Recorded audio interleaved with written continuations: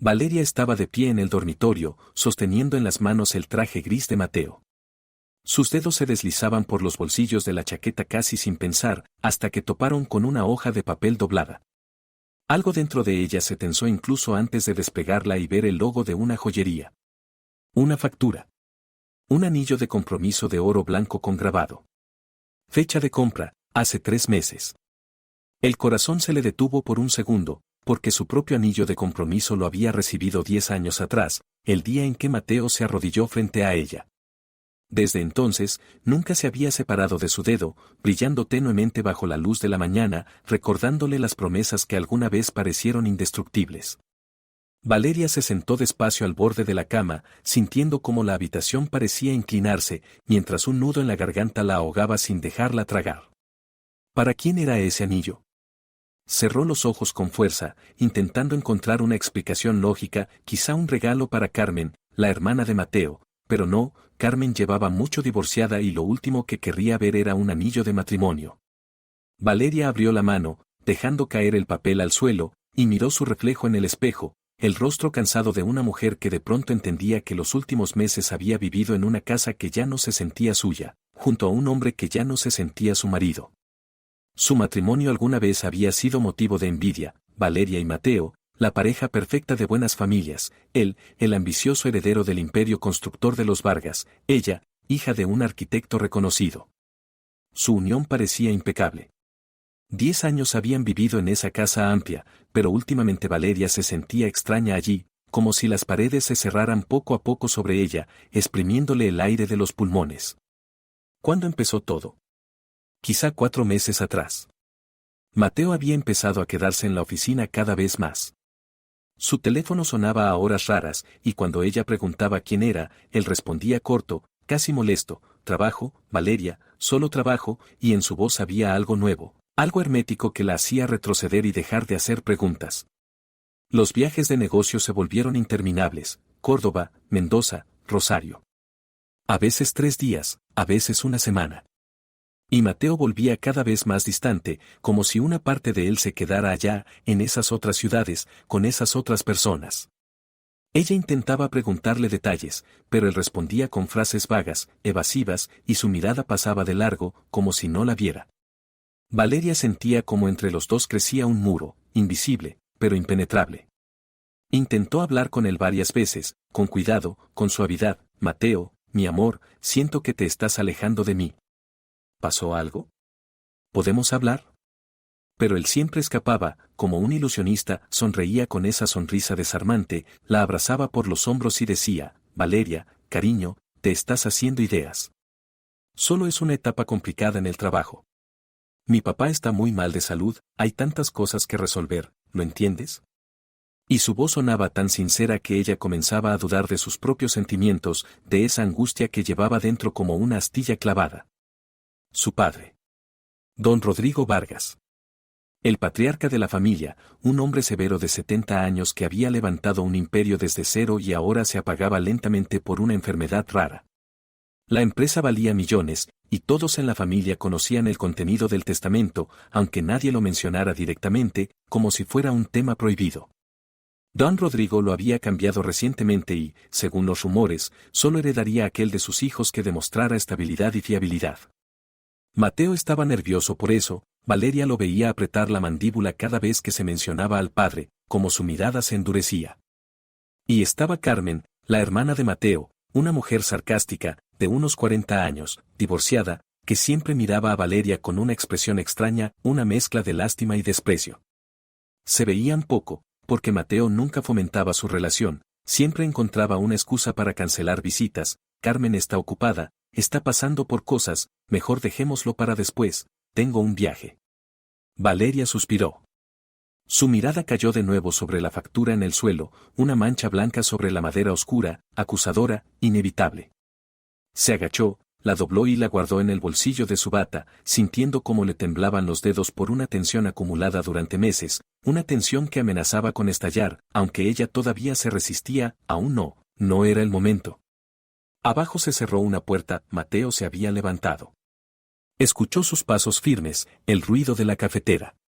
Valeria bajó las escaleras despacio, agarrándose del pasamanos, cada escalón pulsando en sus sienes como un tambor. Mateo estaba en la cocina con pantalones de casa y una camiseta blanca, despeinado, sin afeitar. Su cara mostraba ese gesto de cansancio que ya era habitual, ojeras profundas, líneas tensas alrededor de la boca, una mirada perdida. Ni siquiera levantó la cabeza cuando ella entró, solo se sirvió café y bebió un trago grande, quemándose, pero sin inmutarse. Mateo, lo llamó ella en voz baja, su propio tono sonando extraño, quebradizo. Él por fin la miró. En sus ojos pasó un destello de alarma, casi de miedo, que ocultó enseguida tras una sonrisa automática. Buenos días, amor. ¿Dormiste bien?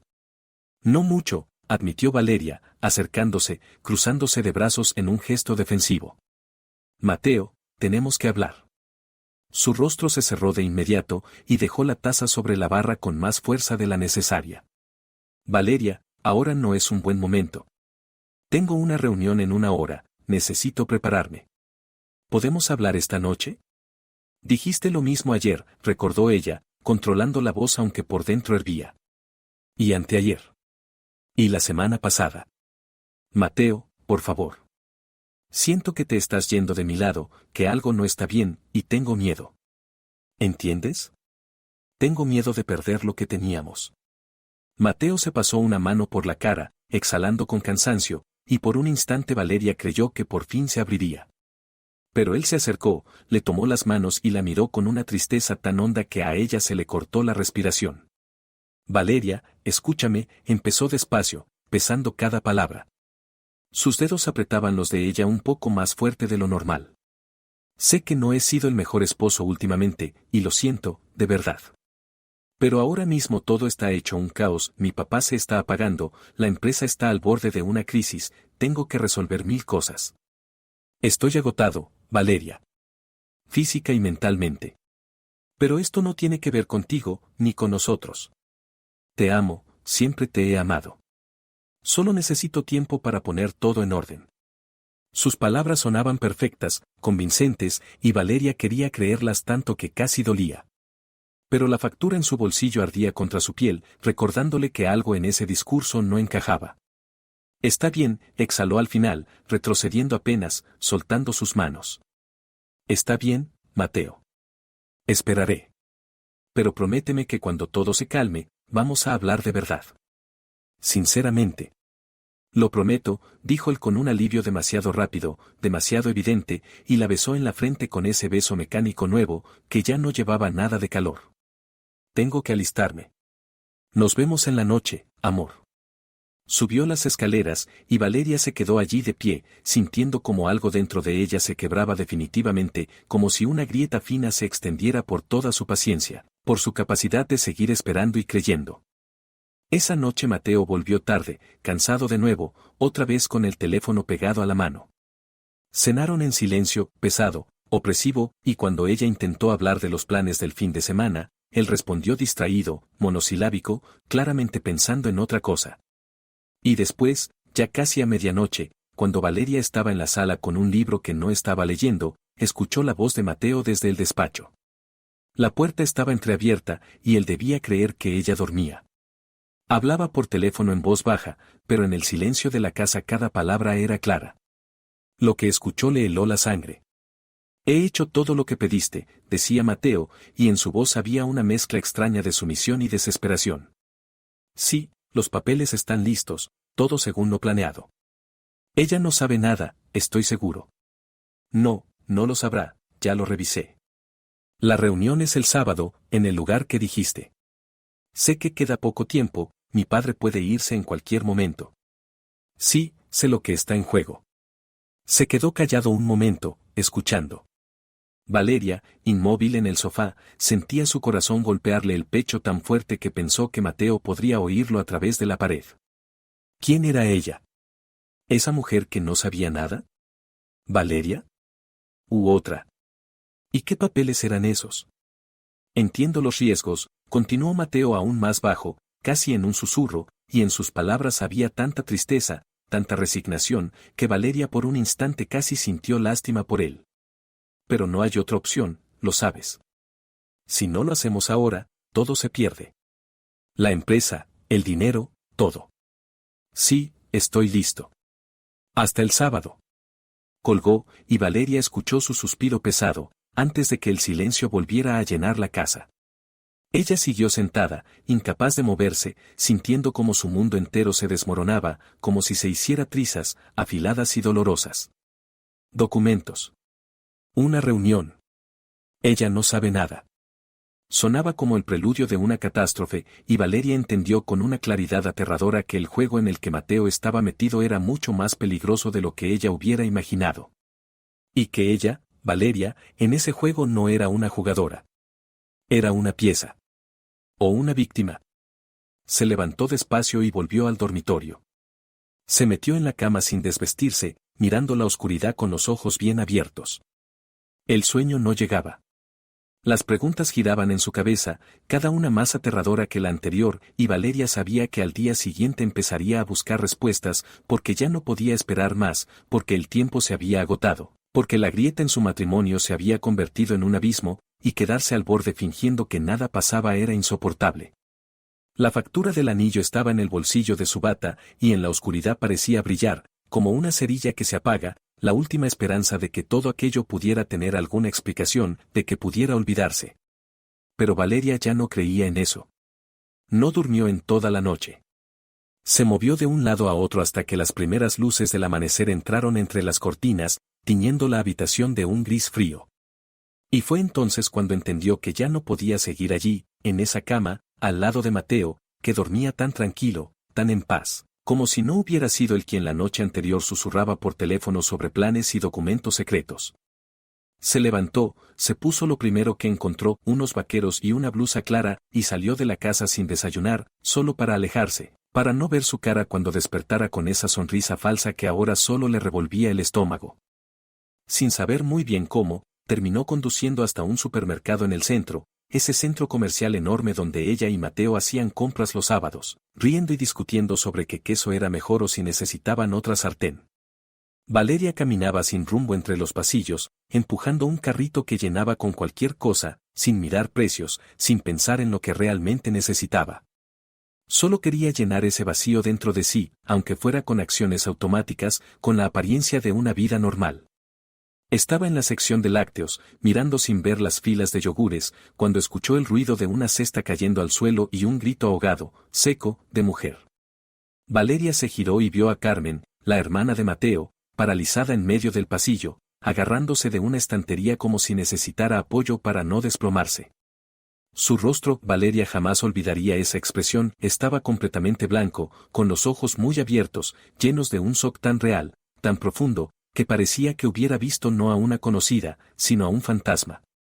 Los productos rodaban por el suelo, naranjas, un paquete de leche, unas conservas, pero Carmen ni los miraba. Solo miraba a Valeria, con los labios temblorosos, sin lograr pronunciar palabras, como si su voz estuviera atrapada en algún lugar demasiado oscuro. Carmen, llamó Valeria, soltando su carrito y dando un paso hacia ella. Una punzada de alerta se le encendió en el pecho, fría e inmediata. Carmen, ¿qué pasa? ¿Estás bien? Carmen retrocedió como si Valeria hubiera intentado golpearla. Sus manos temblaban tanto que se las pegó al pecho, cerrando los puños para intentar controlarse. Cuando al fin habló, su voz era un susurro rasposo, roto. ¿Valeria? Pero. ¿Cómo? Yo creía. Se detuvo, mordiéndose el labio inferior hasta hacerlo sangrar. Valeria vio como una ola de pánico, puro, casi animal, cruzaba el rostro de Carmen. Y era tan extraño, tan distinto a la Carmen sarcástica y distante de siempre, que un escalofrío le recorrió la espalda. Carmen, por favor, dime qué pasa, pidió Valeria con suavidad, agachándose para recoger las naranjas y tendiéndoselas. Pero Carmen no las tomó. Seguía pegada a la estantería, como si quisiera fundirse con ella, desaparecer. Tienes la cara de alguien que vio algo que no debería. ¿Dije o hice algo? Tú y Mateo discutisteis y yo no lo sé. Al oír el nombre de su hermano, Carmen dio un respingo completo. De su garganta salió un sonido extraño, algo entre una risa nerviosa y un sollozo, y se cubrió la cara con ambas manos. Cuando volvió a bajarlas, Valeria vio que tenía los ojos húmedos, a punto de llorar. Mateo dijo, empezó Carmen, con la voz temblorosa como una hoja en tormenta. Él dijo que ustedes se habían divorciado. Que ya hacía 6 meses. Que tú te habías ido a España, con tus familiares, que no ibas a volver, que lo vuestro había terminado. Valeria sintió como el suelo parecía inclinarse bajo sus pies.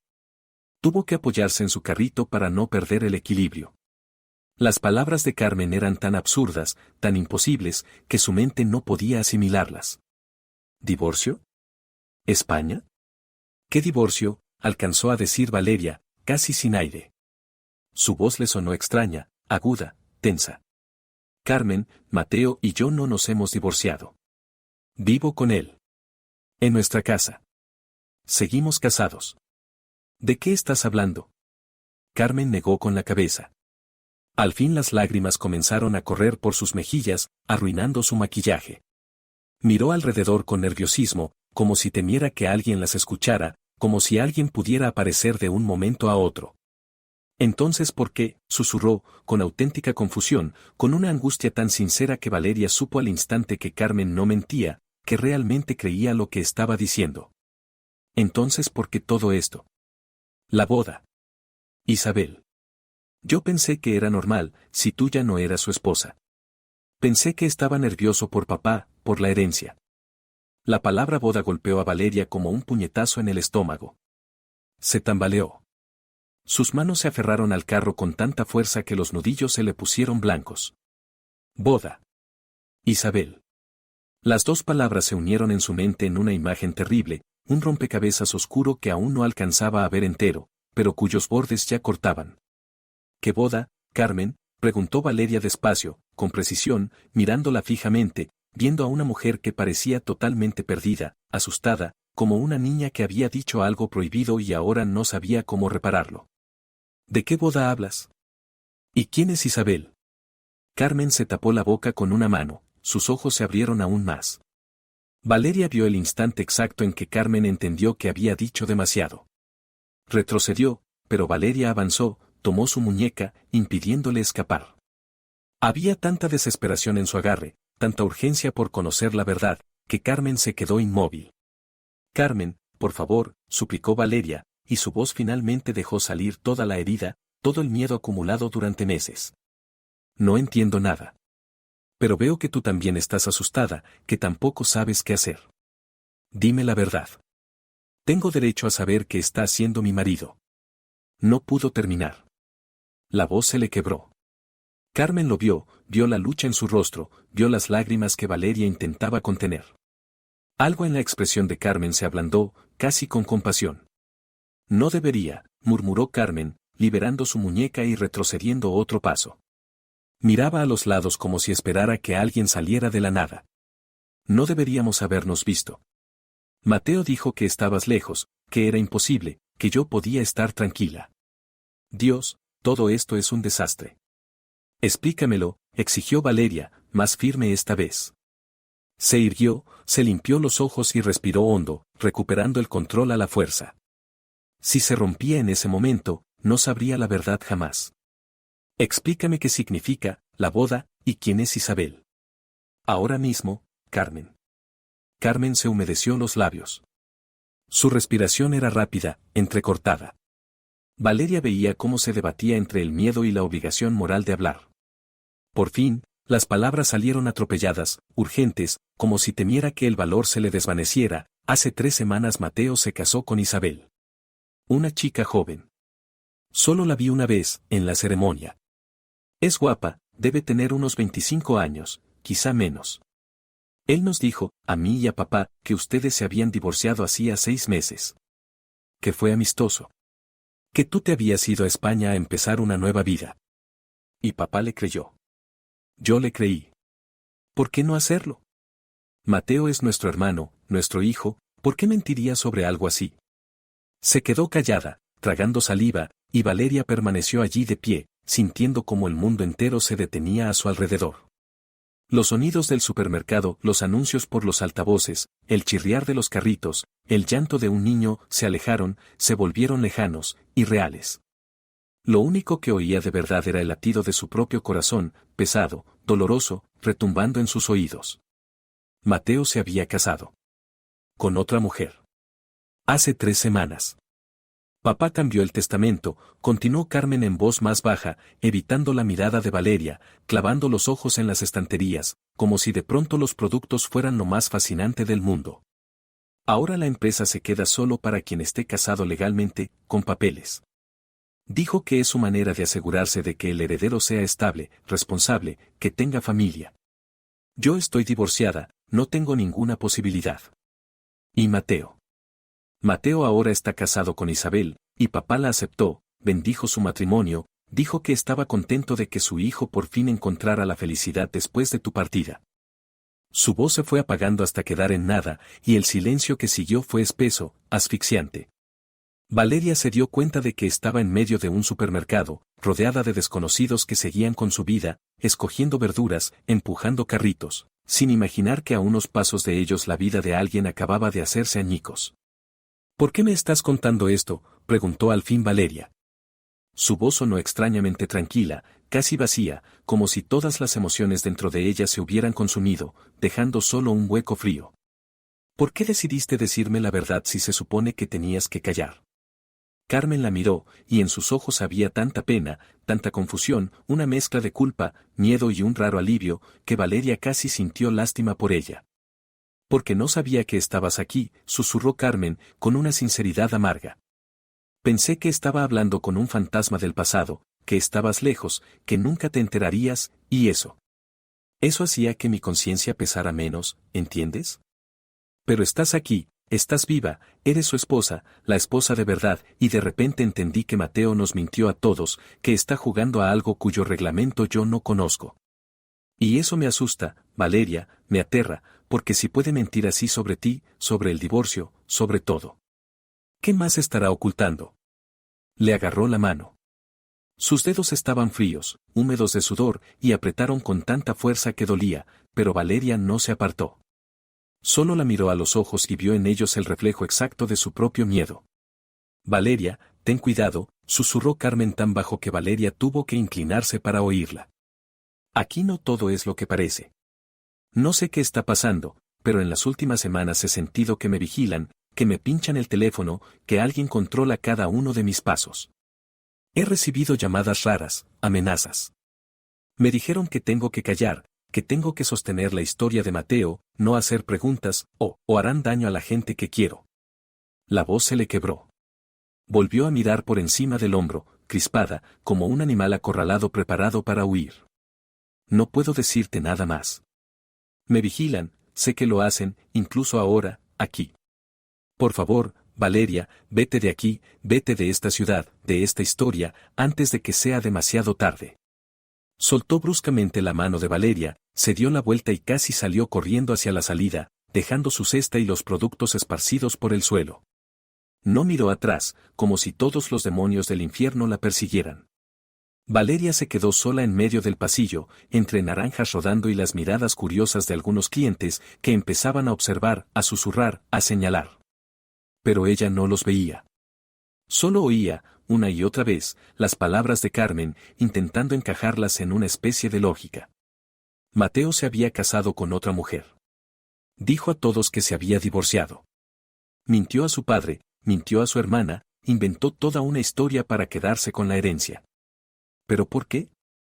Si quería dinero, ¿por qué no se divorció de verdad? ¿Para qué todo este montaje, esta red de mentiras, estas amenazas a Carmen? ¿Y quiénes eran ellos? ¿Quién vigilaba? ¿Quién amenazaba? Valeria se inclinó despacio y empezó a recoger las naranjas, colocando una a una en la cesta abandonada de Carmen. Sus manos se movían solas, mientras su mente trabajaba a toda velocidad, calculando opciones, buscando la siguiente jugada. ¿Volver a casa y armar un escándalo? ¿Exigir explicaciones? Pero Mateo mentiría. Era un experto en mentir, ahora lo sabía. Encontraría la forma de darle la vuelta, acusaría a Carmen de estar loca, diría que todo fue un malentendido. O callar. Fingir que no sabía nada y observar. Reunir información. Averiguar qué tan profundo era ese agujero de conejo en el que había caído. Se enderezó, dejó la cesta de Carmen en el mostrador de atención al cliente, murmurando a la dependienta, todavía confundida, que la dueña había tenido que irse y que devolvieran la compra a su sitio. Luego salió del supermercado a la luz del sol, demasiado brillante, demasiado cruel, iluminando todas las grietas de su vida que ella se había esforzado tanto en no ver. Subió al coche, encendió el motor, pero no arrancó. Se quedó agarrada al volante, mirando hacia adelante sin ver nada, y sintió como dentro de ella empezaba a nacer algo nuevo. No era dolor. No era desesperación. Era una resolución fría, afilada. ¿Mateo quería jugar? Perfecto. Ella también iba a jugar. Pero con sus propias reglas. Condujo de regreso a casa aferrando el volante hasta que los dedos se le entumecieron. Durante todo el camino no veía las calles ni los edificios de Buenos Aires, sino escenas sueltas de los últimos meses que ahora encajaban en una imagen completamente distinta, aterradora por lo bien planeada que parecía. Recordó cómo Mateo, con voz dulce pero firme, la disuadía de visitar a su familia. Papá está muy mal, Valeria, necesita tranquilidad, mejor no lo molestemos ahora. Oh, Carmen lo está pasando fatal con el divorcio, no está para visitas, me pidió que la dejara sola. Y ella, confiada, enamorada, le creía cada vez. ¿Por qué iba a dudar del hombre con el que llevaba 10 años casada? Ahora que se le había caído la venda, veía el cuadro entero. Y daba miedo. La habían ido aislando despacio, con cuidado, paso a paso, como a un paciente en cuarentena, y ella ni siquiera lo había notado. Las quedadas con amigas se cancelaban en el último minuto, o bien a Mateo de repente le salían entradas para el teatro esa misma noche, sorpresa, amor, pasemos tiempo juntos, o se sentía mal y le pedía que se quedara en casa, no me dejes solo, por favor, me siento fatal cuando no estás. Su coche se averiaba con una frecuencia sospechosa, sobre todo cuando ella planeaba ir al centro, a ver a familiares o amigas. Que si la batería, que si un ruido raro en el motor. Mateo fruncía el ceño, preocupado, decía que había que llevarlo al taller, que era peligroso conducir así, y le ofrecía el suyo, pero casualmente siempre tenía algo importantísimo que hacer. Al final, Valeria se quedaba en casa, posponiendo las visitas para otro día que nunca llegaba. Incluso su teléfono, lo recordó con una punzada en el pecho, funcionaba raro las últimas semanas, se colgaba, los mensajes llegaban tarde, las llamadas se cortaban. Mateo decía que era problema de la compañía, que tenían que cambiar de plan. Ella iba a hacerlo, pero lo fue dejando. Y ahora entendía que quizá no había sido casualidad. La habían cortado. Con precisión, con paciencia, con profesionalismo. La habían aislado de cualquiera que pudiera mencionar la segunda boda de Mateo, de cualquiera que pudiera pronunciar una frase que rompiera la bonita mentira que él había construido. Aparcó frente a la casa, pero no bajó enseguida. Se quedó mirando la fachada conocida, las ventanas del dormitorio donde dormían juntos cada noche, e intentó imaginar desde cuando lo estaba planeando todo. ¿Meses? ¿Medio año? Más. Al final salió del coche, entró por la puerta principal. La recibió el silencio, Mateo se había ido, segaramente a esa reunión que mencionó por la mañana. Valeria subió al piso de arriba, al despacho de él, que casi siempre había sido territorio prohibido. No porque se lo hubiera vetado explícitamente, sino porque así se había dado, era su espacio, su refugio, y ella lo respetaba. Pero ahora ningún respeto iba a detenerla. Abrió la puerta, entró y dejó que la vista recorriera el escritorio de madera, pesado, lleno de papeles, las estanterías, la caja fuerte en la esquina, cuyo código desconocía. ¿Por dónde empezar? Se acercó al escritorio y comenzó a revisar los documentos con cuidado, intentando memorizar cómo estaba todo colocado para poder devolverlo luego exactamente igual. Las manos le temblaban por la tensión, por el miedo de que Mateo pudiera regresar en cualquier momento y encontrarla allí. Facturas, contratos, correos con socios. Todo era aburrido, rutinario. Valeria ya empezaba a pensar que no iba a encontrar nada, cuando dio con una carpeta escondida bajo una pila de revistas, una carpeta de cuero oscuro, claramente cara, y algo en su aspecto hizo que el corazón de Valeria se acelerara. La abrió con los dedos temblorosos y vio un documento que le dio la vuelta por completo a todo lo que creía saber, un acta de matrimonio entre Mateo Vargas e Isabel Montoya, fechada 3 semanas atrás, impresa en papel oficial, con sellos y firmas.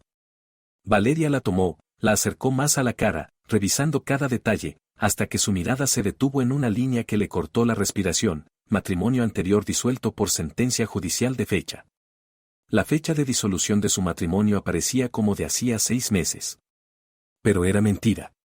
Una mentira absoluta, monstruosa, porque nunca hubo divorcio, ni juicios, ni papeles que ella hubiera firmado. Valeria dejó caer el acta sobre el escritorio y salió corriendo del despacho hacia el dormitorio. Abrió con manos trémulas el cajón de la cómoda donde guardaba sus documentos importantes, pasaporte, seguros, y sí, ahí estaba, su acta de matrimonio, la verdadera, de hacía 10 años, sin ninguna anotación de divorcio. Agarró el teléfono, a duras penas marcó el número del registro civil que encontró en internet y, cuando respondió una voz femenina, aburrida, preguntó con un hilo de voz: «Disculpe, quería confirmar el estado de mi matrimonio, comprobar si sigue vigente». «Sí, mi nombre es Valeria Ramírez, de soltera, después del matrimonio Vargas». Esperó, escuchando el golpeteo de su propio corazón mientras la operadora tecleaba, buscaba en la base de datos. Cada segundo se estiró de forma insoportable, hasta que por fin llegó la respuesta: según nuestra base, su matrimonio con Mateo Vargas, registrado hace 10 años, sigue vigente. No se ha presentado ninguna solicitud de disolución. Valeria dio las gracias y colgó, sintiendo como el alivio se mezclaba con un miedo nuevo. Entonces era cierto, Mateo de algún modo había falsificado documentos para el segundo matrimonio, había presentado un certificado de divorcio falso, había mentido al Estado, cometido un delito solo para casarse con esa Isabel. ¿Por qué? ¿Por la herencia? ¿De verdad no entendía que tarde o temprano la verdad saldría a la luz, que una mentira así no se puede sostener para siempre? ¿O planeaba algo más? ¿Algo más complejo y más oscuro? Regresó al despacho y siguió buscando. En la misma carpeta encontró unas fotos, Mateo y una mujer joven, muy guapa, de pelo largo y oscuro, con unos ojos intensos en los que se adivinaba cierta desconfianza pese a la sonrisa. Isabel. Estaban de pie frente a la entrada de una iglesia pequeña, Mateo de traje, ella con un vestido blanco sencillo, sin velo, sin ramo. Había algo raro en esa foto. No se tocaban, había espacio entre ellos, y sus sonrisas parecían rígidas, falsas, como las de actores obligados a interpretar a una pareja enamorada cuando no hay ningún amor. Era un matrimonio por conveniencia. Valeria lo vio clarísimo, como si alguien hubiera escrito esas palabras encima de la foto. Pero, ¿conveniencia de quién? ¿De Mateo? ¿De Isabel? ¿O de alguien más, alguien en las sombras que movía los hilos, obligándolos a los dos a participar en ese extraño teatro?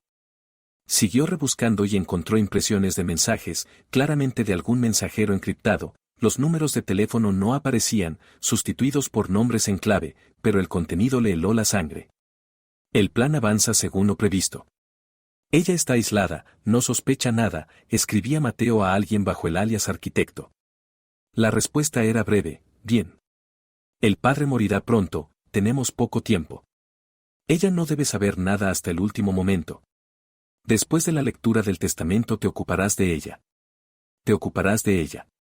Valeria se llevó la mano a la boca para contener el grito que amenazaba con salir, porque esas palabras sonaban a sentencia, a amenaza, a algo tan horrible que su mente se negaba a aceptarlo.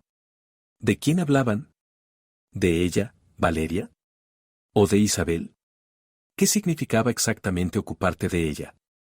Siguió leyendo, pasando las hojas con las manos temblorosas, y cada mensaje añadía otra pieza al puzzle. Carmen se está volviendo un problema, hace demasiadas preguntas, escribía Mateo. Contrólala. Recuérdale las consecuencias, respondía el arquitecto.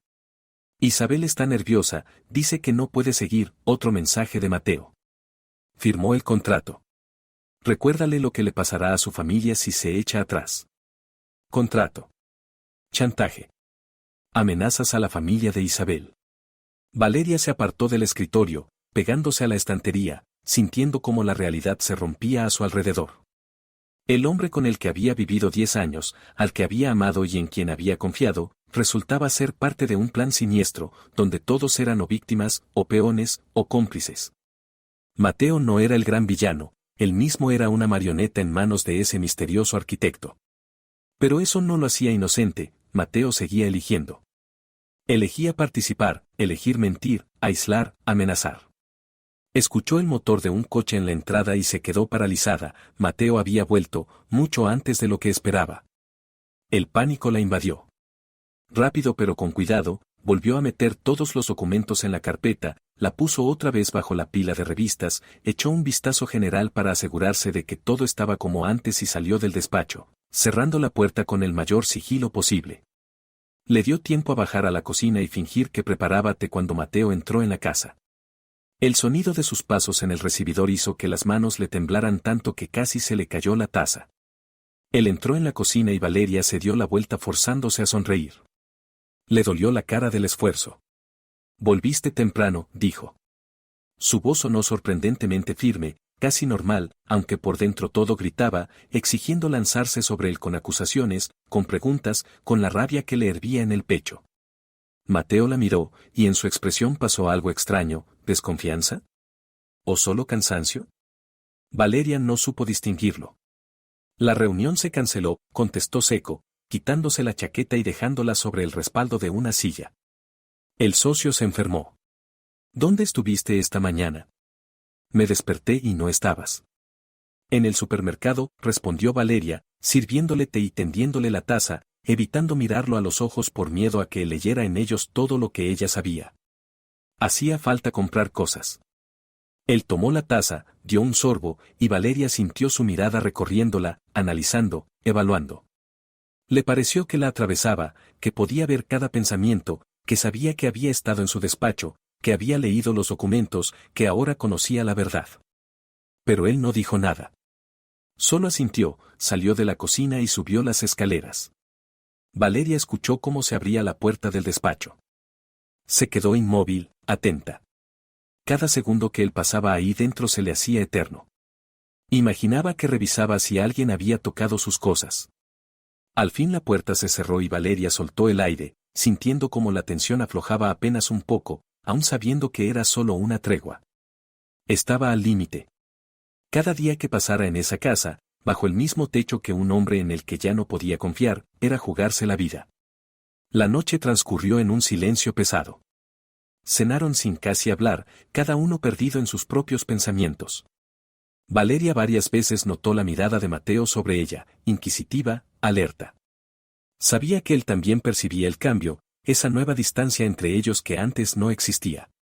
De madrugada, cuando Mateo ya dormía, Valeria seguía despierta mirando el techo. Las ideas se arremolinaban en su cabeza, dándole forma a un plan que sonaba loco, desesperado, pero era el único posible. No podía ir a la policía, no tenía pruebas suficientes, y Mateo y ese arquitecto, quienquiera que fuera, claramente tenían contactos y recursos. Tampoco podía simplemente huir, vigilaban a Carmen, posiblemente también a ella, y cualquier intento de escapar podría ser detectado. Pero sí podía golpear donde menos lo esperaran. Podía llevarse lo que era suyo, la casa, el coche, el dinero de la cuenta conjunta, todo lo que estuviera a su nombre o a nombre de ambos, y desaparecer con eso tan rápido que no les diera tiempo a reaccionar. No se trataba de venganza, sino de supervivencia, de intentar salir de esa telaraña antes de que la atrapara del todo.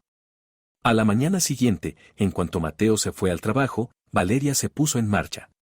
Rápido. Sabía que no tenía mucho margen, que don Rodrigo podía morir en cualquier momento y que, después de la lectura del testamento, todo cambiaría, todo se complicaría. Llamó a un notario que conocía desde los tiempos de su padre, le explicó la situación de la forma más breve posible y le pidió consejo. Él, tras escucharla, le dijo que fuera a su despacho de inmediato. La reunión con el notario duró 2 horas y, en ese tiempo, Valeria se enteró de que la casa estaba efectivamente a su nombre, había sido un regalo de su padre difunto cuando ella se casó, y la propiedad le pertenecía por completo. El coche también estaba registrado a su nombre. La cuenta conjunta del banco tenía una suma considerable, y por ley la mitad era suya. Pero vender una casa en un solo día es prácticamente imposible, advirtió el notario, frunciendo el ceño. Hace falta tasación, comprador, trámites. Eso lleva semanas, si no meses. ¿Y si acepto venderla por debajo del precio de mercado? Preguntó Valeria, con una determinación tal en la voz que el notario se estremeció. Muy por debajo. Si aparece un comprador dispuesto a pagar en efectivo hoy, ¿se puede dejar todo cerrado en el día? El notario se quedó pensando, haciendo cuentas mentalmente, y al final asintió, técnicamente, sí. si toda la documentación está en regla, si el comprador está disponible ya mismo, si nos saltamos algunos procedimientos estándar. Pero va a perder, como mínimo, un 30% del valor. Me da igual, respondió Valeria con firmeza. Encuentre un comprador. Hoy. El notario la miró largo rato, con una preocupación visible, pero no hizo preguntas. Simplemente asintió y empezó a hacer llamadas. Valeria se quedó sentada en su despacho, escuchando fragmentos de conversaciones y sintiendo como dentro de ella crecía algo frío y duro, algo que no le permitía pensar en el miedo, en el dolor, en la traición, y la obligaba a concentrarse solo en actuar. Al atardecer, el notario encontró a un comprador, un inversor que buscaba propiedades en esa zona y estaba dispuesto a pagar en efectivo si la operación se cerraba ese mismo día. El precio era, efectivamente, bastante menor al de mercado, pero a Valeria le daba igual. Firmó los papeles, recibió el dinero en su cuenta personal y sintió un alivio extraño, mezclado con una sensación de vacío. La casa en la que había vivido 10 años ya no era suya. Pero hacía tiempo que había dejado de ser un hogar, se había convertido en una jaula, bonita, cara, pero jaula al fin. El coche lo vendió aún más fácil, al mismo inversor que compró la casa, también por un precio rebajado, y a las 7 de la tarde Valeria tenía en el banco una cantidad suficiente para desaparecer, empezar una vida nueva, irse a cualquier lugar y vivir varios años sin preocuparse por el dinero. Volvió a casa en taxi, entró y la recibió el mismo silencio de siempre, pero ahora sonaba distinto, era el silencio de la despedida, el silencio del final. Valeria empezó a hacer la maleta, metiendo solo lo imprescindible, ropa, documentos, fotografías que aún significaban algo. Y fue justo entonces, cuando cerraba la maleta, cuando sonó el timbre, agudo, insistente. Valeria se quedó inmóvil, sintiendo como el miedo la cubría con una ola helada. ¿Quién era? Mateo no podía haber vuelto tan pronto, siempre llegaba a las 9 o 10 de la noche. Bajó despacio, se acercó a la puerta, miró por la mirilla y no vio a nadie, solo un sobre blanco en el felpudo. Valeria abrió con cuidado, miró hacia la calle, estaba vacía, sin coches ni peatones, solo las sombras del anochecer y ese sobre colocado con tanta pulcritud que era evidente que alguien se había asegurado de que ella lo viera. Lo recogió, volvió a entrar, cerró con llave todas las cerraduras y solo entonces, ya en la seguridad del salón, lo abrió con los dedos temblorosos. Dentro había fotos, Mateo e Isabel, pero no las de la boda que había visto en el despacho, sino otras, hechas como con una cámara oculta, en las que estaban sentados en algún café y ambos parecían tensos, infelices. Y otra foto más, en la que un tercer hombre, de mediana edad y con un traje caro, se acercaba a su mesa, su cara, sin embargo, estaba borrosa, deliberadamente estropeada, como si alguien hubiera querido ocultar su identidad. Valeria dio la vuelta a la foto y, en el reverso, vio una frase escrita en letras mayúsculas: los títeres no ven los hilos. Mira más arriba. Las manos le temblaron tanto que las fotos se le cayeron al suelo, esparciéndose sobre el parquet. Valeria se arrodilló para recogerlas, sin dejar de mirar aquel rostro difuminado y preguntándose quién era. ¿Quién era ese arquitecto que movía todos los hilos? ¿Y quién le había enviado esas fotos? ¿Un aliado? ¿Un enemigo? ¿O alguien que jugaba su propia partida, con reglas que ella no entendía? Mira más arriba. ¿Qué significaba eso? ¿Más arriba que Mateo? ¿Más arriba que la familia Vargas? ¿Más arriba que todo lo que ella conocía? Valeria recogió las fotos, las guardó en el bolsillo y entendió que ya no tenía tiempo para seguir pensando. Tenía que irse ya, en ese mismo momento, antes de que Mateo volviera y descubriera la venta de la casa y del coche. Cogió la maleta, pidió un taxi y salió de la casa sin mirar atrás, dejando atrás 10 años de vida que ahora se le antojaban una gran mentira. El taxista le preguntó a dónde ir y Valeria dio la dirección de un hotel en el centro, lejos de su barrio, donde sería poco probable que la buscaran. Mientras el coche avanzaba por el Buenos Aires nocturno, ella miraba por la ventanilla las luces que iban pasando y sentía dentro de sí dos sensaciones enfrentadas, miedo y alivio. Miedo porque no sabía qué la esperaba, alivio porque había dado el primer paso, había escapado de la telaraña, aunque no supiera quién era la persona misteriosa que le había enviado las fotos y que, claramente, quería que siguiera hurgando, que mirara más arriba, que encontrara al verdadero titiritero de ese juego oscuro. Valeria pasó la noche en el hotel sin dormir, sobresaltándose con cada ruido, El miedo se le había instalado dentro como un bloque de hielo. Apagó el teléfono en cuanto entró en la habitación, no estaba preparada para escuchar la voz de Mateo, sus intentos de explicar lo inexplicable. Por la mañana salió, se mezcló con la multitud y solo entonces se fijó en un sedán negro que se mantenía a cierta distancia, siguiéndola despacio. El pánico la invadió, dobló por un callejón, pero el coche giró también y se detuvo. De él salió un hombre de unos 50 años, de rostro cansado pero amable. Valeria, la llamó en voz baja, levantando las manos en un gesto de calma. Por favor, no tengas miedo. Me llamo Esteban Correa, soy detective privado. Trabajo para tu suegro, don Rodrigo Vargas. Ella se quedó pegada a la pared, preparada para salir corriendo, pero algo en su tono la frenó. Esteban. Recordó ese nombre, amigo de su padre difunto. ¿Por qué debería creerte? Preguntó, cargada de sospecha. ¿Cómo sé que no trabajas para ellos? Esteban sacó una fotografía y se la tendió. Valeria la tomó con manos temblorosas y vio a don Rodrigo en una silla de ruedas, consumido, sosteniendo una hoja de papel. Si estás leyendo esto, es que Esteban te ha encontrado.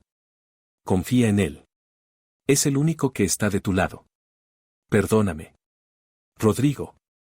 La letra era temblorosa, pero inconfundible, y algo dentro de ella empezó a derretirse.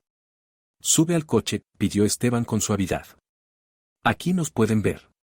Tenemos muy poco tiempo. Valeria subió y se pusieron en marcha. Don Rodrigo me contrató hace 3 meses, empezó Esteban, mirando al frente. Sospechaba que alguien estaba manipulando a la familia por la herencia. Lo que descubrí resultó ser peor de lo que imaginábamos. Mateo lleva recibiendo amenazas medio año, cartas en las que dicen que, si no cumple lo que le piden, tú morirás, Valeria, y parecerá un accidente.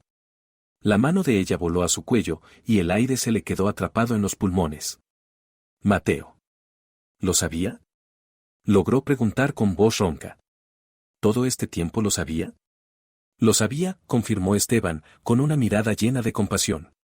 Intentó protegerte de la única forma que se le ocurrió, aislarte, montar la ficción del divorcio para que quien está detrás de las amenazas dejara de fijarse en ti. Lo obligaron a casarse con Isabel usando tu vida como palanca. ¿Y Isabel? Preguntó Valeria, llena de sentimientos encontrados. ¿Quién es ella? Esteban sacó una carpeta.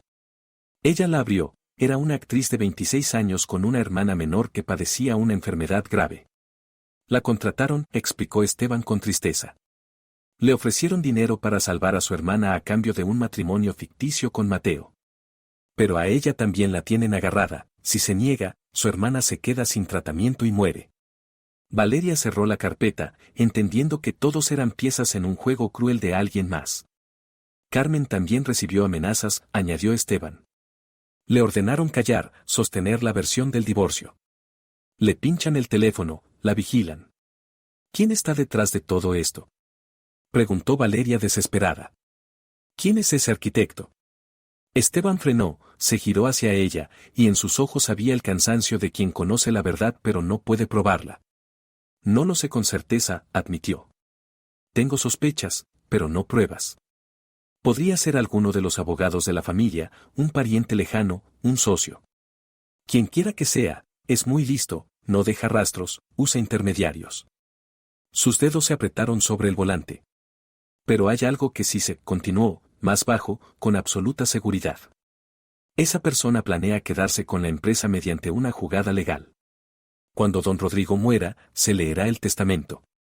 Mateo está casado con Isabel, pero el matrimonio es falso. Cuando la verdad salga a la luz, lo acusarán de fraude y perderá el derecho a la herencia. Carmen está divorciada, tampoco tiene opciones. Y entonces la empresa pasará a una tercera parte, aquel que lo recibirá todo si los hijos resultan indignos. Valeria lo escuchaba mientras en su cabeza se armaba, pieza por pieza, un rompecabezas monstruoso. ¿Qué tengo que hacer? Preguntó.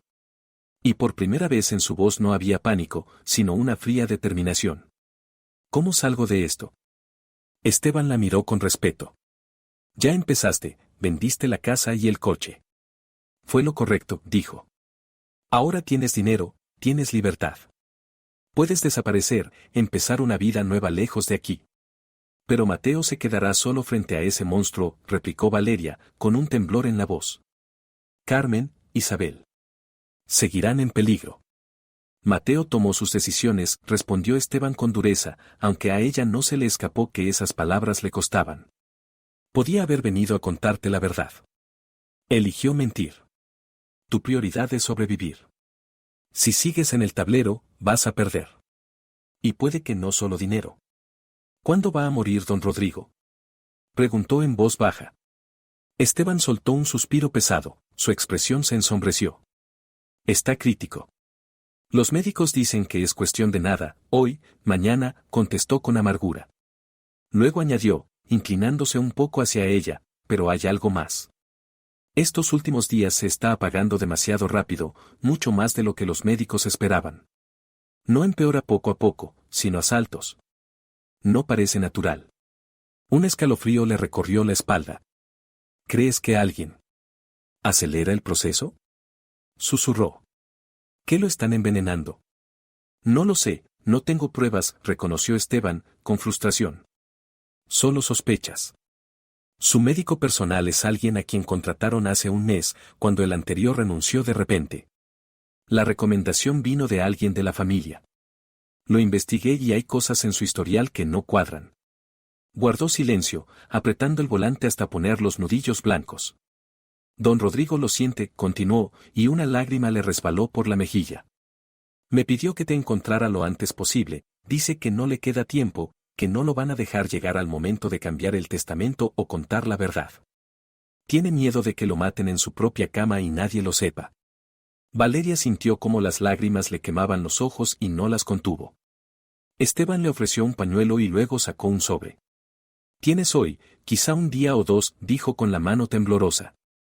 Cuando él muera, empezará todo el proceso de la herencia y pueden congelar cualquier bien a tu nombre. Hay que actuar ahora. El tiempo es tu única arma. Valeria abrió el sobre, un pasaporte con otro nombre pero su foto, billetes a Madrid, unas llaves, dinero. Es el último regalo de un hombre moribundo que siempre te consideró su hija, dijo Esteban, con la voz quebrada. Me pidió que te dijera que te quería, que fuiste lo único luminoso en esta historia tan oscura. Valeria cerró los ojos, apretó el sobre contra el pecho y sintió como dentro de ella se formaba una decisión, no una huida, sino algo más arriesgado, pero más justo. Porque si ella desaparecía, el titiritero ganaría limpio, y todos los demás perderían. Y eso no estaba bien. Esteban, dijo, abriendo los ojos, en su voz sonaba acero. No me voy a ir. No ahora. Quiero ver cómo termina esto. Quiero estar en la lectura del testamento. Quiero mirar a la cara a ese titiritero cuando crea que ha ganado. Y entonces decidiré cómo golpear, de forma que no lo vea venir. Esteban la miró largo rato, en sus ojos se mezclaban preocupación, admiración y una chispa de esperanza. Estás arriesgándolo todo, la advirtió con seriedad. Es un juego muy peligroso, y la apuesta eres tú. Lo sé, respondió Valeria, y por primera vez en muchos días sintió que tenía el control. Pero ya no quiero ser una pieza más. Quiero ser jugadora. ¿Y si pierdo? Al menos lo habré intentado. Habré peleado. El coche se detuvo frente al hotel. Valeria bajó, aferrando el sobre. Gracias, dijo simplemente. En esas dos sílabas iba toda su gratitud. Por todo. Dile a don Rodrigo que yo. Se le quebró la voz. Esteban asintió, entendiéndolo todo sin necesidad de palabras. Se lo diré, prometió en voz baja. Cuídate. Y recuerda, si sientes que corres peligro, llámame enseguida. Iré por ti, aunque tenga que sacarte a la fuerza. Le tendió una tarjeta. Valeria la guardó en el bolsillo, junto a las fotos con la frase, los títeres no ven los hilos. Mira más arriba. El coche se alejó y ella regresó a su habitación.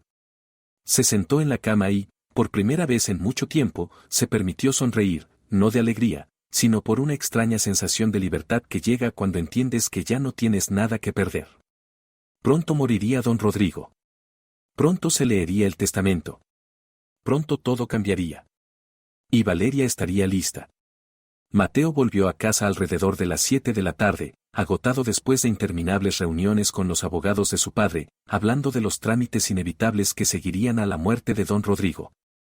Le dolía la cabeza del esfuerzo por mantener la compostura, de sonreír cuando quería gritar, de fingir que todo estaba bajo control cuando en realidad su vida se venía abajo cada día un poco más. Al entrar en la calle de la casa, se dio cuenta de que el garaje estaba vacío, completamente vacío. El coche de Valeria había desaparecido como si nunca hubiera existido. Su primer pensamiento fue que habría salido a hacer algo, al supermercado, a ver a alguna amiga, que volvería en 1 o 2 horas. Pero al entrar en la casa y encontrarse con una quietud extraña, una especie de silencio muerto, distinto al habitual, sin música en la cocina, sin la voz de Valeria al teléfono, sin pasos en la planta de arriba, sintió como algo se encogía dentro de él, como una mano fría cerrándose poco a poco alrededor de su corazón. ¿Valeria?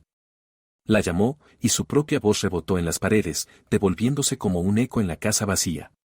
Pasó por la cocina, luego por el salón, subió al dormitorio. En todas partes encontró lo mismo, vacío.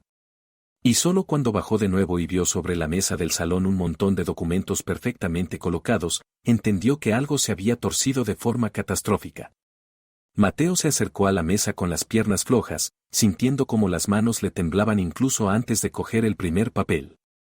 Cuando leyó el encabezado, contrato de compraventa de inmueble, el mundo a su alrededor pareció quedarse en pausa, detenerse, dejar de existir. Siguió leyendo, sin creer lo que veía, incapaz de aceptar lo que ponían aquellas líneas. La casa, su casa, la casa en la que habían vivido 10 años, se había vendido el día anterior.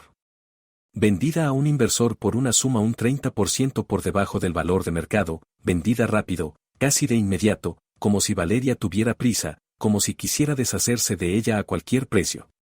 Debajo del contrato de la casa había otro documento, la venta del coche, también del día anterior, al mismo comprador, por una cantidad ridícula. Mateo sintió como dentro de él empezaba a subir algo caliente, rojo, cegador, algo que no podía controlar ni contener. No, susurró, apretando los papeles con tanta fuerza que el papel empezó a arrugarse y a romperse por los bordes. No, no, es imposible, ella no pudo. No se atrevió. Pero sí se había atrevido. Lo había hecho. Valeria, su esposa tranquila, dócil, cómoda, que nunca le llevaba la contraria, que nunca hacía demasiadas preguntas, de repente había tirado todo abajo, lo había dejado sin aquello en lo que contaba, sin una pieza clave del plan, de su intento desesperado de salvar la situación. Mateo lanzó los documentos al suelo, y estos volaron por la habitación como pájaros blancos. Entonces gritó, por primera vez en muchos años permitiéndose gritar, dejando salir toda la rabia, todo el miedo, toda la desesperación que llevaba meses acumulando, sujeta a fuerza de voluntad, de máscara, de mentira. Valeria. Rugió a la casa vacía, con una voz tan salvaje, tan quebrada, que ni él mismo se reconoció. ¿Dónde estás, maldita sea? ¿Qué hiciste? Empezó a dar vueltas por la sala, cogiendo cosas y arrojándolas contra la pared, un jarrón que se hizo añicos, un portarretratos con su foto de boda, el cristal se rajó y saltó en 1000 pedazos, libros que caían al suelo con golpes secos. Le temblaban las manos, respiraba entrecortado, todo se le nublaba delante de los ojos y no podía parar, no podía controlarse, porque todo, absolutamente todo lo que había construido y planeado se estaba derrumbando en un solo día por culpa de la mujer a la que había subestimado, a la que había considerado débil, incapaz de algo así. Cogió el móvil, marcó el número de Valeria con los dedos trémulos y escuchó los tonos, 1, 2, 3. Nadie respondía, porque ella había apagado el teléfono o simplemente no quería hablar con él, y ese no saber, esa imposibilidad de contactarla lo volvía loco. Contesta, contesta, por favor, contesta, murmuraba al auricular, con un tono casi histérico, casi infantil, como un niño que pierde a su madre entre la multitud. Valeria, por favor, necesito hablar contigo, necesito explicarte, no entiendes, lo has interpretado todo mal. Pero al 10º tono saltó el buzón de voz, una voz femenina indiferente le ofreció dejar un mensaje, y Mateo lanzó el teléfono contra la pared. Este rebotó y cayó al suelo, la pantalla se agrietó, pero siguió encendida. Justo en ese momento, mientras él estaba allí de pie, rodeado del desastre que él mismo había provocado, con las manos llenas de cortes y sangre por los cristales que ni siquiera había notado, la puerta de entrada se abrió. Mateo se giró tan brusco que le dio un mareo, con la esperanza, con la plegaria muda de que fuera Valeria, de que hubiera vuelto, de que pudieran hablar. Y era Valeria. Estaba en el umbral con una maleta pequeña en la mano, vestida de forma sencilla, sin maquillaje, el pelo recogido en una coleta. Lo miraba con una expresión que él no supo descifrar, había de todo a la vez, dolor, decepción, un desprecio frío y, al mismo tiempo, una extraña compasión. Valeria. Exhaló, con la voz rota de tanto gritar. ¿Dónde estabas? ¿Qué está pasando? ¿Por qué vendiste la casa, el coche? ¿Por qué no me lo dijiste? ¿Por qué? Dio un paso hacia ella, extendiendo las manos ensangrentadas, pero ella retrocedió, y ese gesto, tan simple, tan automático, le dolió más que cualquier palabra. No te acerques a mí, dijo ella en voz baja, pero con una firmeza tan absoluta que Mateo se quedó clavado en el sitio, incapaz de desobedecer. Ni se te ocurra acercarte, Mateo. No quiero que me toques. No quiero oír tu voz cerca de mí. Valeria, por favor, escúchame, suplicó él, mientras las lágrimas que llevaba tanto tiempo conteniendo por fin le corrían por la cara, mezclándose con el sudor y la suciedad. Puedo explicarlo todo, todo lo que pasó. Tenía motivos, motivos de verdad. Lo hice por ti, para protegerte, tienes que creerme. ¿Protegerme? Repitió Valeria, y en su tono apareció una ironía helada que Mateo nunca le había escuchado. ¿Me protegías aislándome del mundo, mintiendo sobre nuestro divorcio, casándote con otra mujer? ¿Esa es tu idea de protección, Mateo? ¿Mentiras, manipulaciones, traición? Mateo negó con la cabeza, desesperado por encontrar palabras, intentando explicar lo inexplicable. Me amenazaron, soltó al fin, como una confesión de iglesia. Me mandaban cartas, decían que te iban a matar si no hacía lo que pedían, si no me casaba con Isabel, si no fingía nuestro divorcio. No sabía qué hacer, estaba aterrorizado. Pensé que si te apartaba de todos, de la familia, de todo esto, estarías a salvo, que dejarían de fijarse en ti. ¿Y pensaste que tenías derecho a tomar esas decisiones por mí? Preguntó Valeria, y en sus ojos se encendió algo peligroso, un fuego que Mateo nunca le había visto. ¿Pensaste que podías manejar mi vida como te diera la gana, sin preguntarme, sin decirme la verdad? Soy tu esposa, Mateo, tu compañera, no una niña a la que hay que esconder del peligro. Quería hacer lo mejor para ti. Susurró él, sabiendo lo miserable y patético que sonaba, pero sin encontrar otras palabras. Intentaba salvarte. Intentaba salvarte a ti mismo, lo cortó Valeria con frialdad. Querías asegurarte la herencia de tu padre usando a Isabel, usándome a mí, usando a todos. No conviertas eso en un acto heroico, Mateo. Fue cobardía. Cobardía simple y lamentable. Mateo se desplomó de rodillas, el cuerpo sacudido por sollozos que ya no podía contener. Perdóname, balbuceó entre lágrimas, odiándose a sí mismo por mostrarse tan roto. Por favor, Valeria, perdóname. He cometido tantos errores, he hecho tantas estupideces, pero nunca quise hacerte daño, te lo juro, te he querido, te quiero todavía. El amor no justifica la traición, dijo Valeria. En su voz no había rabia, solo un cansancio infinito, una decepción sin fondo. Y el perdón no borra las consecuencias. Tú mismo destrozaste nuestro matrimonio, Mateo. Ahora te toca pagar por ello. En ese momento sonó el timbre, fuerte, insistente.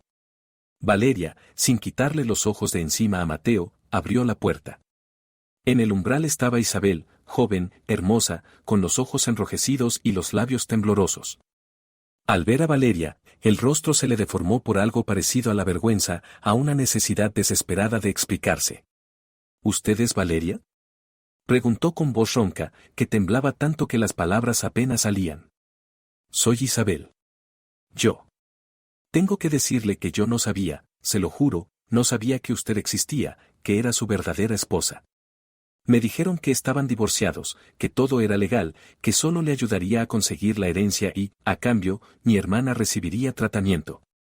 Soltó un sollozo, se cubrió la cara con las manos, los hombros le temblaban. Me mintieron, me usaron igual que a usted, igual que a todos, continuó entre lágrimas, y Valeria vio que decía la verdad, que aquella chica era otra víctima más del juego. Yo solo quería salvar a mi hermana, no quería destruirle la vida a nadie, no quería ser parte de esta pesadilla. Mateo levantó la cabeza y miró a Isabel, con una expresión llena de dolor y arrepentimiento. Isabel, vete, dijo con cansancio. Vete de aquí. Esto no es culpa tuya, es culpa mía. Solo mía. Pero Isabel no se movió. Dio un paso hacia adentro y, en sus ojos, apareció una determinación desesperada. No, no me voy a ir hasta decir toda la verdad, dijo Isabel con firmeza, secándose las lágrimas. Valeria tiene que saberlo. Todos tenemos que saber quién está detrás de esto, quién nos ha usado a todos. En ese momento entró Carmen, la hermana de Mateo. Llevaba en la cara una sonrisa extraña, nerviosa, fuera de lugar. Al ver la escena, Mateo de rodillas entre cosas rotas, Valeria con la maleta, Isabel llorando, esa sonrisa se hizo más amplia, casi maliciosa. Vaya, estamos todos, dijo, con un tono en el que vibraba algo histérico. ¡Qué conmovedor! El drama familiar en su punto exacto. Valeria la miró, intentando entender qué pasaba, por qué Carmen se veía tan rara, tan artificial. ¿Qué haces aquí, Carmen? Preguntó Mateo con voz rota. ¿Cómo supiste? Lo sé todo, hermanito, lo interrumpió ella, y su sonrisa se volvió dura, helada. Sé mucho más de lo que te imaginas. Sé de tu matrimonio falso, de las cartas con amenazas, de toda esta triste comedia. ¿Y sabes qué es lo más gracioso? Que yo pensaba que tú eras el enemigo, que intentabas engañar a la familia, quedarte con todo. Y resulta que... Se quedó callada, y su expresión cambió, de repente parecía confundida, asustada, como si en ese instante hubiera entendido algo importante. Resulta que estamos todos en el mismo barco, concluyó en voz más baja. Todos somos juguetes en manos de alguien. En ese instante, mientras un silencio pesado caía sobre la habitación, roto solo por los sollozos de Isabel, el teléfono de Mateo empezó a sonar en el suelo, con la pantalla agrietada. Los cuatro se quedaron inmóviles, mirándolo como si fuera una serpiente a punto de morder. Mateo se agachó, recogió el móvil con manos temblorosas, miró la pantalla y palideció tanto que los labios se le pusieron casi morados. Es el abogado de papá, susurró, con un tono cargado de terror, porque ya sabía lo que iba a oír antes incluso de descolgar. Luis Santiago. Aceptó la llamada, se llevó el teléfono al oído, y todos vieron cómo su rostro cambiaba, como los últimos restos de esperanza se apagaban en sus ojos. Sí, entiendo, dijo al final, con voz mecánica, muerta. Mañana a las 10. Estaremos todos. Colgó, dejó caer el teléfono y los miró, a Valeria, a Isabel, a Carmen.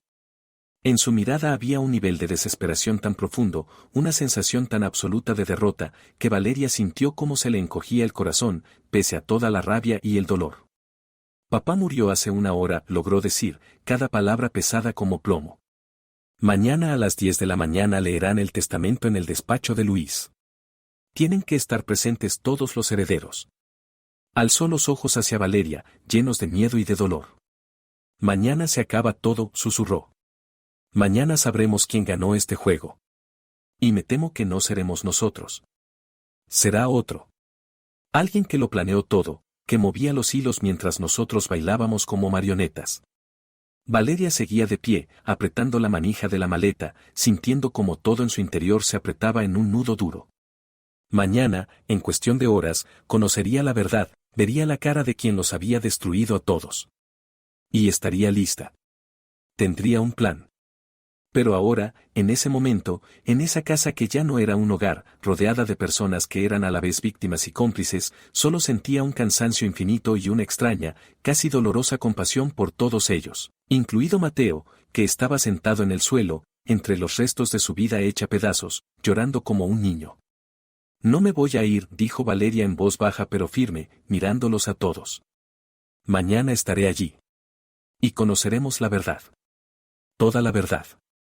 La mañana siguiente amaneció gris y fría. El cielo estaba cubierto de nubes bajas, tan densas que parecía que se podían tocar con la mano, y esa penumbra gris reflejaba el estado interior de Valeria cuando bajó del taxi frente al edificio donde estaba el despacho del abogado Luis Santiago. No había pegado ojo en toda la noche, sentada en la habitación del hotel, repasando en la cabeza todos los posibles escenarios de lo que ocurriría hoy, tratando de prepararse para cualquier desenlace, sabiendo que, En realidad, nada podía blindarla del shock que los esperaba tras la puerta de aquel despacho. Subió en ascensor al 7º piso, recorrió un pasillo largo, alfombrado con una moqueta cara que amortiguaba el sonido de sus pasos, y se detuvo frente a una puerta maciza de madera oscura con una placa dorada. Luis Santiago, abogado de familia. Su mano se quedó suspendida un segundo sobre la manija, los dedos se cerraron, respiró hondo y se obligó a entrar. La recepción estaba decorada con ese gusto refinado que gritaba dinero, estatus, poder, sillones de cuero, cuadros en marcos pesados, un gran escritorio de caoba para la secretaria. La joven detrás del escritorio levantó la mirada, le dedicó una sonrisa profesional, neutra, y señaló la puerta del despacho. Señora Vargas, la están esperando. Pase, por favor. Valeria empujó la puerta y entró al amplio despacho donde ya estaban todos los protagonistas de aquella oscura historia. Mateo estaba de pie junto a la ventana, de espaldas a los demás, los hombros tensos, las manos hundidas en los bolsillos del pantalón, incluso visto de espaldas se notaba el cansancio, el desgaste de la espera. Carmen estaba sentada en uno de los sillones de cuero, estrujando un pañuelo con el que se secaba de vez en cuando los ojos hinchados, su rostro estaba tan pálido que parecía casi transparente. Isabel se había colocado en un rincón, encogida, intentando ocupar el menor espacio posible. Cuando Valeria entró, levantó hacia ella unos ojos llenos de culpa y de disculpa muda. Detrás del escritorio se encontraba el propio Luis Santiago, un hombre de unos 55 años, con canas en las sienes, facciones afiladas y ojos grises y fríos, donde no se veía compasión ni calidez, solo la distancia profesional de alguien que ha presenciado demasiadas tragedias familiares como para que le afecten. Se puso en pie al verla entrar, inclinó ligeramente la cabeza con una sonrisa medida. Señora Vargas, mis condolencias por la pérdida de su suegro. Tome asiento, por favor, podemos empezar. Valeria se sentó en una silla libre junto a Carmen, y su mirada recorrió la estancia, fijándose en los detalles, el sobrelacrado sobre la mesa del abogado, evidentemente, el testamento, el vaso de agua preparado junto a él, las carpetas apiladas con precisión. Todo estaba dispuesto con una exactitud casi quirúrgica, como si no se tratara de un momento de duelo familiar, sino de una reunión de negocios donde las emociones no tenían cabida. Bien, empezó Luis, abriendo el sobre con un cortapapeles. Estamos aquí para proceder a la lectura de la última voluntad de don Rodrigo Vargas, quien, como todos saben, falleció anoche en su domicilio, acompañado por el personal médico. El testamento fue redactado hace 2 meses y debidamente firmado y certificado en presencia de testigos. Mateo se separó de la ventana y se giró. Valeria pudo ver su cara, hundida, con ojeras profundas, marcada por la resignación de alguien que ya espera malas noticias, pero que aún así tiene que escucharlas. Luis sacó el documento, lo despegó, carraspeó y empezó a leer con una voz monótona y profesional que convertía toda una vida en frases jurídicas. Yo, Rodrigo Alberto Vargas, en pleno uso de mis facultades mentales, dispongo de mis bienes de la siguiente manera. Valeria escuchó cómo enumeraba activos, la empresa, las propiedades, las cuentas, las acciones, las inversiones. Cada cifra era descomunal, confirmando la magnitud del imperio que don Rodrigo había levantado. En cuanto al activo principal, la empresa constructora Vargas, con un valor de... Luis mencionó una suma que dejó a Valeria sin aliento, la legó de la siguiente forma: la empresa pasará a aquel de mis hijos que, en el momento de mi muerte, se encuentra en matrimonio legalmente constituido y debidamente registrado, hecho que deberá ser probado con la documentación correspondiente. Hizo una pausa. En la sala se hizo un silencio tan denso que se oía el tic-tac de un reloj antiguo en la pared y el esfuerzo de alguien por tragar saliva. Mateo Vargas, prosiguió Luis, lanzándole una mirada cargada de un matiz difícil de definir, en la que Valeria percibió algo parecido a satisfacción, en el momento de la muerte de su padre se hallaba casado con Isabel Montoya, como consta en el acta matrimonial fechada el día. Mencionó la fecha de 3 semanas atrás. Sin embargo, continuó, y un ligero cambio en su tono heló el aire. Ha llegado a mi conocimiento que dicho matrimonio se celebró sobre la base de documentación falsa relativa a la disolución del matrimonio anterior de Mateo con Valeria Ramírez, disolución que, en realidad, nunca tuvo lugar. Mateo se quedó inmóvil, la cara se le volvió ceniza, y Valeria vio cómo sus manos se cerraban en puños, como un tic le cruzaba la mandíbula. Según la legislación vigente, continuó Luis implacable, saboreando cada palabra, un matrimonio celebrado mientras existe un vínculo matrimonial anterior no disuelto es nulo desde su origen. Por lo tanto, Mateo Vargas, en el momento de la muerte de su padre, en realidad no estaba casado legalmente con Isabel Montoya, y su matrimonio con Valeria Ramírez sigue siendo válido. Isabel soltó un sollozo, tapándose la boca con la mano. Valeria veía las lágrimas resbalándole por las mejillas, la forma en que negaba con la cabeza, incapaz de asumir que había sido parte de ese engaño.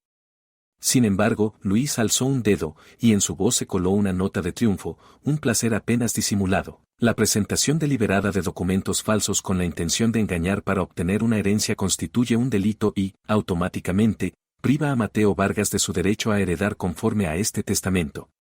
Mateo vaciló, tuvo que agarrarse al respaldo de una silla, respiraba rápido y entrecortado, como si de un solo golpe le hubieran sacado todo el aire del cuerpo. Carmen Vargas, prosiguió Luis, volviendo la mirada hacia ella, sin el menor rastro de compasión por esa mujer aplastada por el dolor, en el momento de la muerte de su padre se encontraba divorciada, lo que, de acuerdo con las condiciones del testamento, la excluye automáticamente de la lista de herederos. Carmen se tapó la cara con las manos, los hombros le temblaron y de su garganta salió un gemido ahogado, cargado de desesperación y de una sensación absoluta de derrota. En consecuencia, Luis dejó el testamento sobre la mesa, entrelazó las manos y los miró con la expresión de quien acaba de dictar sentencia. Ninguno de los hijos de don Rodrigo cumple las condiciones establecidas y, por tanto, ninguno puede reclamar la herencia del activo principal, la empresa Vargas. Se hizo una pausa. Sus palabras parecieron caer sobre ellos como piedras. Valeria vio cómo los labios de Luis se curvaban en una sonrisa apenas perceptible, fría, triunfal. De acuerdo con la cláusula número 7 del testamento, continuó, sacando otro documento, en caso de que ningún heredero directo cumpla las condiciones marcadas, la empresa pasará a manos de un administrador fiduciario designado por el testador, encargado de gestionar los activos hasta que se cumplan dichas condiciones o hasta que se decida la venta de la empresa y el reparto del dinero entre los herederos. Ese administrador fiduciario designado por don Rodrigo es. Alzó la vista, y en sus ojos brilló algo depredador, algo que hizo que a Valeria se le helara la sangre.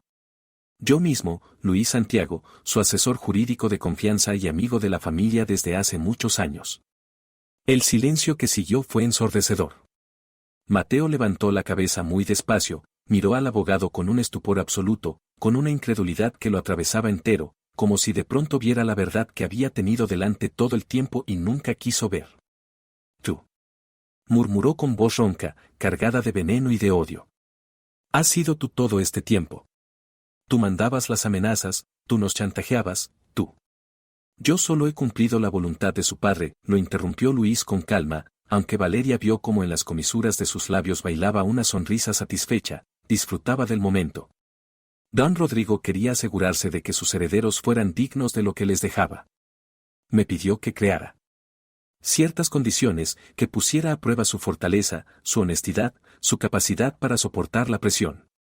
Mentiroso. Gritó Mateo, su voz quebrándose en un tono casi histérico. Mi padre jamás te habría pedido que chantajearas a su familia, que nos amenazaras. Has aprovechado su enfermedad, su debilidad, falsificaste el testamento, tú. ¿Tiene pruebas de lo que dice? Preguntó Luis, arqueando una ceja, gélido. ¿O es solo la rabieta de alguien que ha perdido e intenta culpar a otros por sus propios actos? Mateo se abalanzó hacia el escritorio, agarrándolo por los bordes con tanta fuerza que se le pusieron blancos los nudillos. Valeria vio el brillo de locura en sus ojos, el impulso de lanzarse sobre ese hombre, de destrozarlo. Pero Carmen se levantó de golpe, lo sujetó del brazo. Mateo, no, susurró.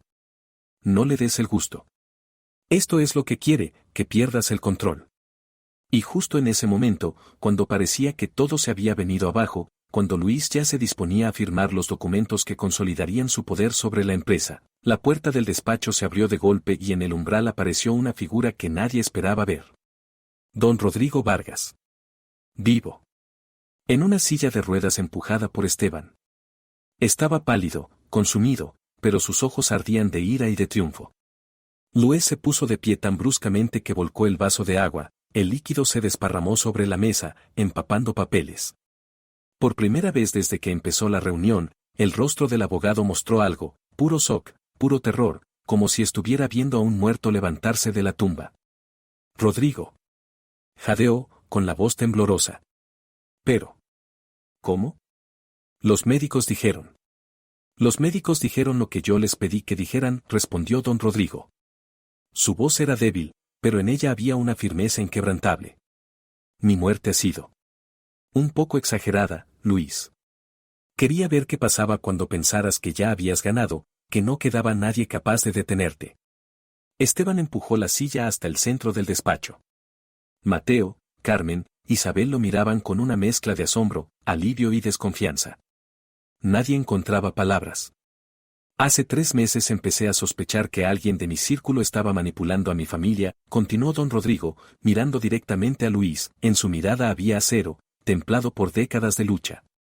Documentos extraños que supuestamente yo había firmado, cambios en el testamento que no recordaba haber autorizado, amenazas a mis hijos. Contraté a Esteban para investigar, y lo que encontró confirmó mis peores temores. Luis retrocedió hasta chocar con la estantería. Valeria vio cómo su cara se transformaba, la máscara del abogado sereno se resquebrajaba, dejando ver el rostro real, ávido, lleno de rencor, de odio hacia quienes lo habían desenmascarado. Lo planeaste todo, siguió don Rodrigo, cada palabra le costaba, pero no se detenía. Falsificaste mi testamento, añadiste la cláusula del administrador fiduciario, a la que yo nunca di mi consentimiento. Chantajeaste a Mateo, amenazando con matar a Valeria para obligarlo a casarse con Isabel y montar una apariencia de fraude. Chantajeaste a Carmen, aprovechándote de su miedo por sus hijos. Manipulaste a Isabel, prometiéndole dinero para el tratamiento de su hermana, sabiendo lo desesperada que estaba. Creaste un sistema entero donde todos perdían, menos tú. Demuéstralo, escupió Luis, ya sin disimular la rabia. No tienes pruebas, viejo. Solo delirios de un anciano paranoico que ve conspiraciones donde no las hay. Sí que hay pruebas, dijo Valeria entonces, y todas las miradas se giraron hacia ella. Se puso en pie y sacó de su bolso un sobre, el de las fotos que alguien había dejado en la puerta de su casa, y otro que Esteban le había entregado la noche anterior, cuando se reunieron a escondidas para cerrar el plan. Tengo grabaciones de sus conversaciones con los intermediarios a los que contrató para asustarnos, dijo, con la voz serena y firme como una hoja de acero. Tengo transferencias desde sus cuentas hacia cuentas offshore usadas para pagar sus servicios. Tengo declaraciones de personas a las que usted chantajeó, incluido el médico personal de don Rodrigo, que aceptó falsear informes sobre el estado de salud del patriarca a cambio de dinero y que ahora está dispuesto a testificar en su contra. Abrió el sobre y fue colocando sobre la mesa fotos, documentos, impresos. Luis los miraba con ojos de animal acorralado, entendiendo que no tenía salida. La última semana he trabajado con Esteban y con don Rodrigo, continuó Valeria, permitiéndose por fin una ligera sonrisa. La venta de la casa y del coche formaba parte del plan, necesitábamos provocarlo, obligarlo a moverse, a acelerar los tiempos, a salir de la sombra antes de lo que quería. Y eso hizo. Anunció la muerte de don Rodrigo cuando él seguía vivo. Pretendió leer un testamento falso, convencido de que nadie lo cuestionaría. Se desenmascaró usted mismo, Luis. Se inclinó sobre la mesa, sosteniendo su mirada. Ha perdido. La puerta del despacho volvió a abrirse, y entraron 2 policías uniformados. Luis entendió en el acto que todo había terminado, que el juego que había manejado durante tanto tiempo y con tanta precisión se derrumbaba en un solo instante. Luis Santiago, dijo uno de los agentes mientras sacaba las esposas, queda usted detenido bajo sospecha de fraude, falsificación de documentos, extorsión y tentativa de homicidio. Tiene derecho a guardar silencio. Se lo llevaron sin que opusiera resistencia. Pero al llegar al umbral, se giró y miró a Valeria con un odio tan frío, tan afilado, que a ella se le erizó la piel. Aún así no apartó la mirada, mantuvo la cabeza en alto, firme, dejándole claro que no le temía. Que había ganado. Cuando la puerta se cerró tras los policías, en el despacho cayó un silencio pesado, abrumado por el impacto de lo ocurrido. Mateo se dejó caer en una silla, tapándose el rostro con las manos.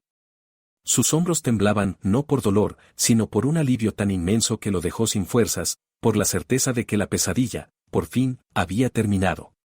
Don Rodrigo giró su silla hacia Valeria y extendió una mano temblorosa.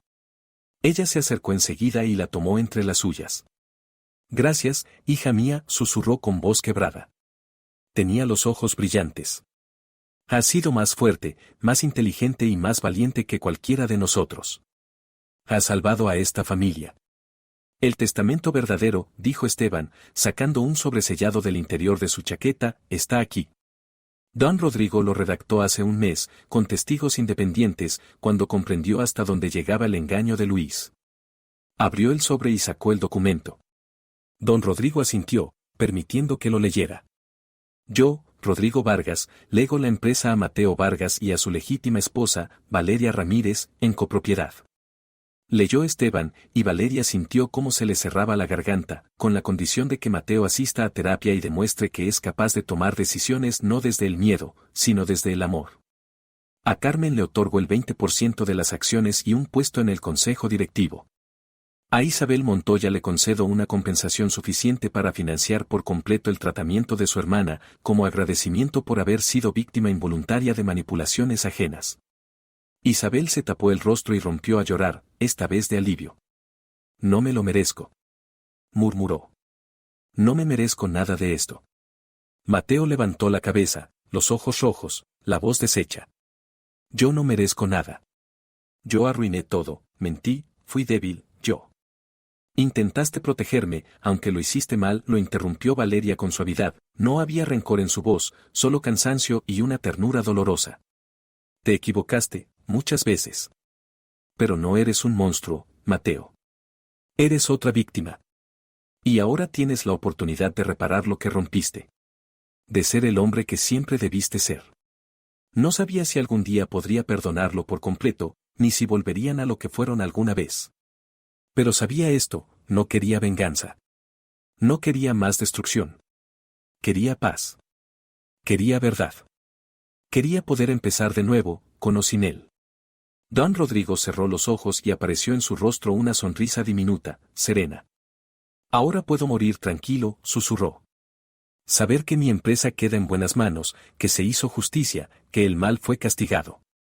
No digas eso, papá. Mateo cayó de rodillas junto al sillón, tomó la mano de su padre entre las suyas. Vas a vivir. Vas a ver cómo reparamos todo, cómo. Pero Rodrigo negó despacio con la cabeza. Todos entendieron. Esta vez la muerte sí venía en serio.